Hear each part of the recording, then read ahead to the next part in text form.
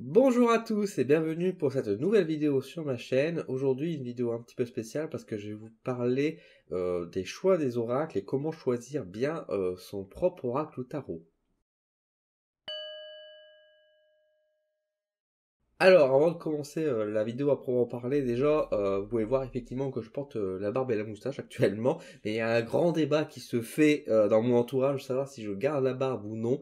Donc voilà, n'hésitez pas à participer aussi à ce débat, j'ai envie de dire, à savoir si oui ou non je devrais tout raser, ou si au contraire je devrais laisser comme ça, ou si je devrais laisser encore pousser. Voilà, et aussi... Je voulais vous prévenir aussi que suite à un petit jeu concours que j'avais fait sur Instagram et sur Facebook, les 500 abonnés, donc les gagnants sont tombés, je propose une offre limitée dans le temps, donc une offre qui va durer jusqu'à fin novembre, à propos de répondre à 3 questions en fait pour 20 euros. Voilà, donc si ça vous intéresse, cette offre promotionnelle jusqu'au fin novembre de 3 questions pour 20 euros, n'hésitez pas à venir me contacter directement sur Instagram ou sur Facebook justement. Voilà, on va pouvoir passer maintenant au sujet du jour, donc une vidéo un petit peu spéciale. Je ne vous ai pas oublié, rassurez-vous, pour toutes les personnes qui ont réclamé les cartes d'interprétation de l'oracle G, c'est prévu. Sauf que là, en ce moment, j'ai pas trop le temps de le faire, parce que je voudrais le faire enregistrer tout en une fois. Du coup, je vous propose cette petite vidéo à la place, qui sera assez courte finalement, c'est sur le choix des oracles et comment choisir son propre jeu de cartes. Parce que ça peut être un sujet qui, pour moi, assez intéressant, parce que c'est vrai qu'il existe beaucoup de jeux aujourd'hui, et on peut parfois avoir certaines hésitations et ne pas savoir correctement choisir, et savoir en se disant, oh là là, est-ce que ce jeu va bien me convenir, est-ce que j'arriverai à le faire, à le lire, etc. Et ben, je vais répondre à ces questions. Déjà, la première chose que je voudrais rétablir, c'est un peu déjà vous parler des différentes sortes de jeux qui existent. Déjà, moi, je fais une grosse distinction entre les tarots et les oracles. Alors, c'est vrai que dans le vocabulaire, tarot, c'est mélangé facilement avec les oracles, tout ça. On désigne souvent les jeux de cartes pour faire de la divination, mais dans les faits, quand moi je vais choisir un jeu d'oracle, je mets toujours les tarots et les oracles à part. Pourquoi? Parce que les tarots, on va retrouver sensiblement la même forme sur tous les tarots. C'est-à-dire qu'on va reprendre la base du tarot de Marseille. À 90% du temps, ce sera des tarots de Marseille qui vont être juste modifiés sur un nouveau thème, sur de nouvelles illustrations. Mais globalement, ça va être toujours la même forme. C'est-à-dire qu'on va retrouver 78 cartes avec 56 cartes qu'on va appeler les arcanes mineurs, avec dedans donc le trèfle, le cœur, le carreau et l'épée, qui vont représenter donc les deniers, les coupes, les bâtons et les épées. Et on va retrouver à côté les 22 arcanes majeures, ou les atouts, donc qui sont très connus, et qui vont être toujours les mêmes dans tous les jeux d'oracle. Dans tous les jeux de tarot, pardon. Dans tous les jeux de tarot, on va retrouver toujours ces 78 cartes. Et bah voilà, on va retrouver par exemple les arcanes majeures, on va toujours retrouver le pendu, on va toujours retrouver le battleur, on va toujours retrouver le pape, on va toujours retrouver la maison Dieu, enfin, on va toujours retrouver ce genre de choses, avec des noms parfois qui peuvent différencier, parce que le tarot anglophone et le tarot européen n'ont pas les mêmes noms, ils ont les mêmes cartes, mais ils n'ont pas le même nom. Par exemple, chez nous, on appelle le pape en Angleterre, enfin, dans les pays outre-Manche, on va l'appeler le hiérophante. De même que la maison Dieu se transforme en tour dans le jeu, et si je me trompe pas, le battleur devient le magicien. Donc vous voyez qu'il y a des petites nuances comme ça, mais globalement les tarots de toute façon reprennent les deux significations dans le jeu de cartes. Il existe quelques tarots très rares qui s'appellent tarot, mais qui ne reprennent pas la forme du tarot de Marseille. J'en ai vu quelques-uns, notamment le tarot astrologie, qui reprend une forme totalement différente, qui pour moi se rapproche du coup plus d'un oracle qu'un tarot dans la forme, mais il s'appelle tarot, donc il faut faire des petites méfiances. Mais en général, quand vous allez passer devant des tarots, vous allez retrouver à 90% du temps la base du tarot de Marseille. Donc par exemple, dans les tarots que je possède, il y a le Visconti, hein, qui est un tarot également, hein, de toute façon c'est marqué ici, Visconti Tarot. J'ai également, comme vous le connaissez très bien, le tarot du cercle de la vie qui me sert notamment dans les vidéos pour faire les énergies du mois par signe, donc très beau jeu de tarot, mais on retrouve effectivement cette forme, et on retrouve également cette forme avec mon jeu de tarot des dragons celtiques. Il y a encore deux, on va dire, distinctions à faire dans les tarots de Marseille. Il y a ceux qui ont comme le tarot des dragons celtiques, c'est-à-dire qu'ils ont des illustrations à chaque carte, et même pour les arcanes mineurs, même quand c'est des chiffres, là par exemple, c'est la reine de coupe, c'est peut-être pas le meilleur exemple. Voilà, par exemple là c'est le 7 d'épée qui est là, attendez, je vais mieux vous le montrer. le set d'épée, et vous voyez qu'il y a une illustration vraiment qui est unique pour le set d'épée. Contrairement par exemple au Visconti Tarot, le Visconti Tarot par exemple, et ben voilà, par exemple ici nous avons le 6 de bâton, et ben regardez, vous voyez que l'illustration représente les 6 bâtons. Et si je prends la carte suivante, on retrouve ici, du coup, par exemple, là c'est le 3 de bâton, si je ne me trompe pas, donc on retrouve également simplement l'illustration des bâtons qui sont présents, alors que, par exemple, dans les arcanes majeures, forcément, là nous avons une illustration tout à fait complète, ici, avec la mort, l'arcane 13 ou l'arcane sans nom également. Hein. Donc voilà, donc vous voyez que dans les tarots, il existe encore une fois deux formes de tarots, dans le tarot de Marseille aussi, avec ceux qui ont des illustrations uniques et ceux qui ont des illustrations les mêmes partout, j'ai envie de dire. Alors, dans ces cas-là, c'est toujours un peu compliqué, parce que si les jeux ne sont pas ouverts, il faut pas hésiter à demander aux personnes qui vendent les tarots s'ils veulent bien ouvrir la boîte, pour voir justement si toutes les illustrations sont présentes ou non. Sachant que forcément dans un tarot, moi je peux que vous conseiller un tarot avec des illustrations uniques pour chaque carte, plutôt qu'un tarot qui a des cartes avec les mêmes symboles, c'est plus facile à lire. Voilà, par rapport à ça. Donc, première distinction, voilà, il y a les tarots d'un côté. De l'autre, nous avons les oracles. Dans les oracles, moi je mets encore deux distinctions entre les oracles que je vais appeler prédictifs ou de divination et les oracles intuitifs. Alors, qu'est-ce que j'entends par oracle prédictif? Les oracles prédictifs, c'est vraiment des oracles qu'on va s'en servir pour faire de la voyance, qu'on va utiliser pour faire de la médiumnité, pour voir l'avenir avec. Ce sont des jeux qui sont très connus, qui sont dans un nombre assez réduit par rapport à tous les oracles, mais ils sont relativement bien connus. Ce sont les oracles. Donc par exemple, nous avons l'oracle Béline, hein, je vais enlever la petite élastique. Nous avons l'oracle Béline, avec que je vais vous présenter sans doute un jour également, qui est assez connu. Bon là, les cartes elles sont à l'envers, je vais les mettre à l'endroit. Hop. Un très très vieux jeu d'oracle. Peut-être, je ne vais pas dire forcément le plus connu, mais en tout cas un qui est fortement utilisé à beaucoup d'époques. Nous avons le fameux l'oracle G, hein, qui est également un oracle prédictif, hein, que je vais vous présenter donc du coup normalement la semaine prochaine.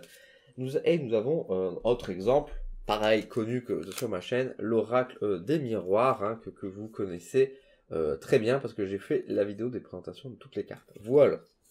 Donc ça, c'est les oracles que j'appelle prédictifs. C'est-à-dire qu'on peut voir l'avenir avec, quand on tire les cartes, on peut voir les messages de l'avenir, on peut faire de la divination, on peut faire de la voyance avec ce genre de cartes. À côté de ça, nous avons également des jeux d'oracles que j'appelle intuitifs. Qu'est-ce que j'appelle intuitifs? Ce sont des jeux d'oracles qui sont en général plutôt sur l'idée d'avoir un message, de recevoir un message. Donc dans ces oracles-là, on a parfois des jeux d'oracles qu'on tire la carte, on a le message qui est clairement écrit dessus, on a une petite phrase qui est marquée, ou dans d'autres cas, il y a juste une grosse illustration, une très belle illustration, avec un mot qui est marqué, et après on doit se référer au livre, des choses comme ça. Par exemple, dans l'oracle intuitif, nous pouvons citer l'oracle du peuple animal, que j'aime beaucoup utiliser. Dans les derniers que j'ai récupérés également, c'est l'oracle de divination des temps anciens, et dans une certaine mesure également, l'oracle des anges de l'amour de Doreen Virtue. Ces jeux d'oracle sont avant tout, donc comme je vous dis, des jeux qu'on va en général prendre une seule carte et qui, par exemple, le matin, avant de commencer la journée, on prend la carte, on regarde, on lit le message, on fait ok, c'est très bien, et on se laisse vivre. Souvent, enfin, la journée, la semaine, le mois, comme on le sent. On peut pas lire l'avenir avec ces genres de cartes, dans le sens où on peut pas voir ce qui va se passer par la suite. On va pas voir ce qui nous attend dans la vie. Ceci dit, ça veut pas dire qu'on peut pas l'utiliser dans les cas de tirage de voyance. Par exemple, les cartes des anges de l'amour, je l'utilise également dans les tirages notamment sentimentaux pour connaître par exemple les intentions, les énergies et la manière de penser monsieur ou madame, hein, dans certains cas, et voir aussi en certaines situations, non pas qui va venir, parce qu'on va pas montrer exactement ce qui va se passer avec eux, mais plutôt dans quel état d'esprit et quelles énergies ils vont être dans le futur. Donc on peut voir, entre guillemets, l'avenir, mais on voit pas l'événement, on voit plutôt l'énergie qui déborde autour de la personne à ce moment-là. De même que la divination des temps anciens va montrer plutôt les aspects, on va dire, forcément ésotériques des personnes, sur l'état de pensée. Et comme l'oracle du peuple animal également, on peut voir à peu près cet état de pensée et le message qui est versé. Les oracles n'ont pas de règles spécifiques, il n'y a pas un nombre de cartes limité, ça va de 30 cartes à une 70aine de cartes. En général, ça va rarement au-dessus. Les tarots sont ceux qui ont le plus de nombre de cartes. Les thèmes varient, donc là par exemple, en général, les cartes prédictives, les oracles prédictifs sont assez générales, parce que par exemple l'oracle G, l'oracle des miroirs, l'oracle Béline présentent différents thèmes, que ce soit sur le sentimental, sur la santé, sur le travail, etc. Et après, les oracles intuitifs se passent par contre en général plus sur des thèmes, on va dire, très précis. Forcément, les anges d'amour vont présenter avant tout ce qui est domaine sentimental, donc on n'aura que des cartes qui vont présenter l'amour, on n'aura aucune carte sur le travail ou la santé par exemple. Les designateurs tendanciels, ils vont présenter tous les différents thèmes des différents jeux de divination forcément qui existent et d'ésotérisme, et qui passent surtout en fait le message plutôt sur l'idée, sur l'état de pensée de la personne et sur la manière d'agir de la personne. Et l'oracle du peuple animal, eux, s'intéressent beaucoup plus sur l'idée d'animaux totems qui nous accompagnent. Donc c'est un peu plus précis, on va dire, du côté des oracles intuitifs. Sur les thèmes. Maintenant, si vous voulez lire l'avenir ou faire de la divination, bah c'est pas forcément les meilleurs jeux. Par contre, si vous voulez pas forcément lire l'avenir, mais vous voulez un simple jeu d'oracle pour vous tirer des cartes de temps en temps, pour recevoir un message, ce genre d'oracle intuitif, je les trouve les plus intéressants pour vous, parce que du coup, ça vous permet de capter plus facilement le message. En général, les livres qu'ils accompagnent sont assez bien écrits, assez complets, et ça permet d'avoir une lecture directement beaucoup plus fluide. Là où par exemple dans l'oracle du miroir, l'oracle G, bah, c'est plus là sur le fait de faire de la prédiction et de la divination avec, et du coup c'est peut-être un peu plus compliqué à lire. Ah si, j'ai oublié une chose aussi, un dernier thème avant de passer, il y a aussi les oracles normands, enfin je sais même pas si on peut appeler ça des oracles.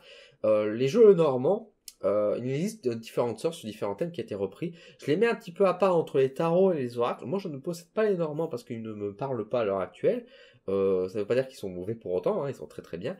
Les jeux de Normand, c'est un mélange entre vraiment les jeux d'oracle et de tarot. Ils reprennent pas la base du tarot, ils reprennent pas tout à fait la base. Ils ont une base assez fixe aussi par rapport au jeu, notamment parce qu'ils reprennent quelques idées, quelques cartes du jeu de 32 cartes, des choses comme ça. Donc c'est un cas assez particulier. On va dire que c'est vraiment entre l'oracle et le tarot, un peu plus proche peut-être du tarot dans certains cas, mais voilà, c'est ça. Ça après, je pourrais pas beaucoup vous en parler parce que je n'en possède pas et je connais pas bien les énergies de jeu normand et je ne veux pas dire tout simplement de bêtises.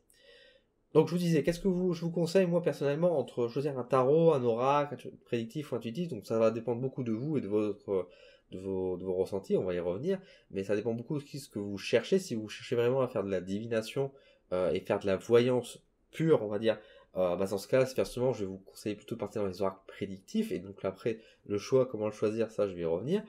Si par contre, vous voulez juste avoir un jeu d'oracle, mais plus pour capter un message de temps en temps, pour avoir une carte, pour commencer, débuter, on va dire, ne pas faire la divination nécessairement, mais plus pour vous accompagner chaque jour, les oracles intuitifs sont les plus à même pour vous.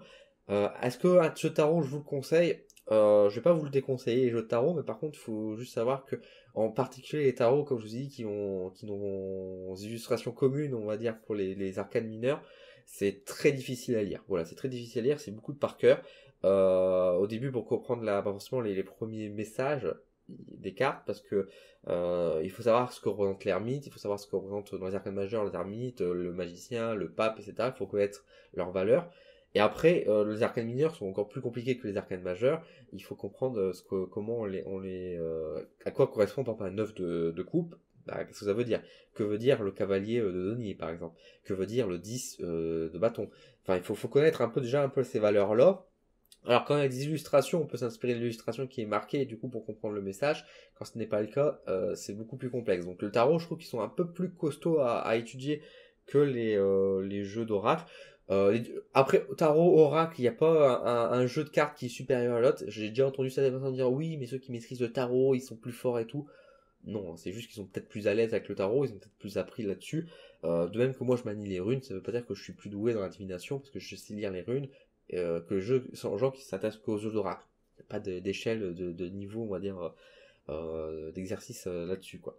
C'est juste qu'après, comme je vous dis, c'est juste plus compliqué effectivement à débuter, je trouve personnellement, un jeu de tarot qu'un jeu d'oracle. Voilà. Dans les jeux de tarot, certaines personnes qu'on vous conseille, quand vous commencez à jouer, à faire de la prédiction, de la divination avec les jeux de tarot, ils vous recommandent d'enlever les arcanes mineures et de mettre juste les arcanes majeures. Il y a certains même jeux qui sont donnés, notamment dans les magazines, dans des choses comme ça, à l'époque, où ils donnaient juste les 22 à 4 cartes d'arcanes majeures pour faire de la divination. Bon.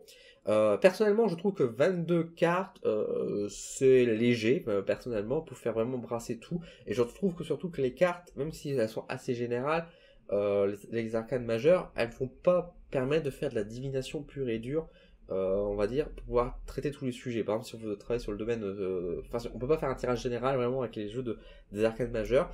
Ça veut pas dire que c'est impossible, mais je trouve ça en fait un petit peu dommage, parce qu'un jeu de tarot, c'est un jeu de tarot complet. Ça va que les 56 cartes arcanes mineures, même si elles sont plus difficiles à lire, euh, il faut le prendre. Si vous partez sur un jeu de tarot pour vous séparer et prendre juste les 22 arcanes majeures, les 22 atouts, bah ça sert à rien de prendre un tarot, autant vous diriger directement sur un oracle qui aura des illustrations plus ouvertes, des messages plus grands, qu'un tarot qui a des messages, disons, beaucoup plus dirigistes sur cet aspect-là. Donc maintenant, c'est pour ça que moi je vous déconseille de séparer les deux. Si vous partez sur un tarot, bah, prenez le tarot dans son complet, quoi. Et c'est plus difficile, c'est sûr, mais ça vous permettra d'avoir le message sincère. L'auteur, quand il a créé les 78 cartes, c'est pas pour vous enlever 56 cartes et les mettre à la poubelle, entre guillemets, quoi. Il faut savoir les utiliser. Après, si vous débutez là-dedans, comme je vous dis, bah, le tarot, ce sera surtout beaucoup à apprendre au début les significations des cartes. Là où l'oracle va vous permettre d'être un peu plus indépendant, on va dire, par rapport au bouquin, notamment. Mais c'est vous qui voyez par rapport à ça. Mais moi, je vous recommande pas nécessairement de lire que les 22 arcanes majeures. Ça fait vraiment, la petite dame du dimanche, quoi, qui veut s'amuser en loisir à tirer les cartes. Voilà. C'est pas très sérieux, on va dire, par rapport à ça. Alors maintenant que vous savez tout ça, maintenant que vous connaissez un peu les jeux et savoir que quand vous êtes dans la boutique ou devant le stand de la monsieur ou madame qui vont les oracles et les jeux, que maintenant vous savez faire à peu près la distinction, on va dire, entre les différents jeux, comment vous allez choisir? Alors déjà, une première chose, il ne faut pas écouter les amis, il ne faut pas écouter sur internet les critiques ou quoi, il ne faut pas vous laisser, on va dire, intimider ou conseiller même dans un sens les jeux pour vous. Si une personne vous dit, oh regarde, alors ça, les anges d'amour, il est nickel, il est pour toi, vraiment, il va te plaire et tout, ça veut pas dire qu'il faudra pas l'écouter, cette personne, il ne va pas l'écouter, vous vous intéressez, mais s'il vous attire pas la peine de le prendre. Il faut pas forcément vous lancer dans ce jeu-là.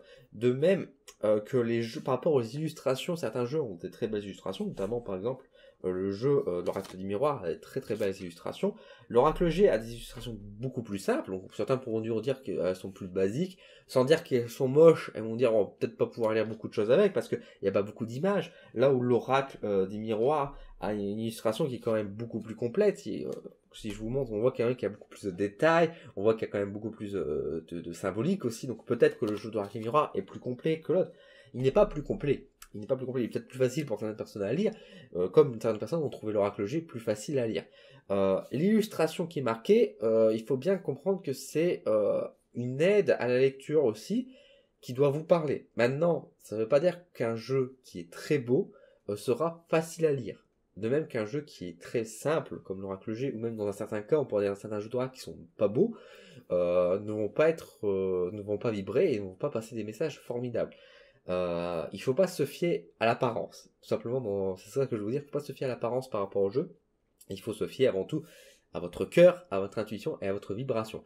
Si vous commencez à acheter des jeux d'oracle, ou si vous commencez à acheter des jeux parce qu'une personne vous a dit de prendre ce jeu-là, ou si vous voyez sur internet en disant voilà, alors il y a une formation sur le Bélin, je vais suivre la formation, je vais m'acheter le Bélin, suivre cette formation, comme ça je vais pouvoir lire les cartes, tout ça.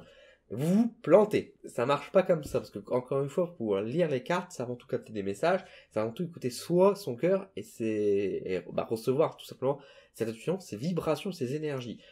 Du coup, choisir votre jeu d'oracle, votre jeu de tarot, ça va partir dans ce sens-là dès le début, de votre intuition, de votre vibration que vous recevez par rapport au jeu. Du coup, si vous partez vraiment sur l'oracle du miroir que vous ne connaissez pas ou que vous connaissez à travers mes vidéos en disant ah il a l'air beau, je vais me l'acheter, c'est peut-être pas forcément le meilleur choix à faire. Il faut que quand vous avez vu ma vidéo par exemple ou quand vous avez le jeu en main, que vous sentez qui vous parle déjà un petit peu, que vous sentez que les illustrations vous parlent, que vous avez des messages qui vous viennent, que ça vibre, que vous avez un ressenti par exemple dans vos mains par exemple, que voilà, que ça vous appelle, que le jeu vous appelle. Ça c'est très important. Si par contre l'Oracle G par exemple vous intéresse parce que vous avez entendu beaucoup de monde en parler ou que vous avez vu beaucoup de monde l'utiliser et qu'une fois en main vous êtes là à regarder les cartes en disant oui bon bah il est sympa mais voilà il y a un truc qui vous bloque, vous avez un petit mais, ne le prenez pas, ça sert à rien.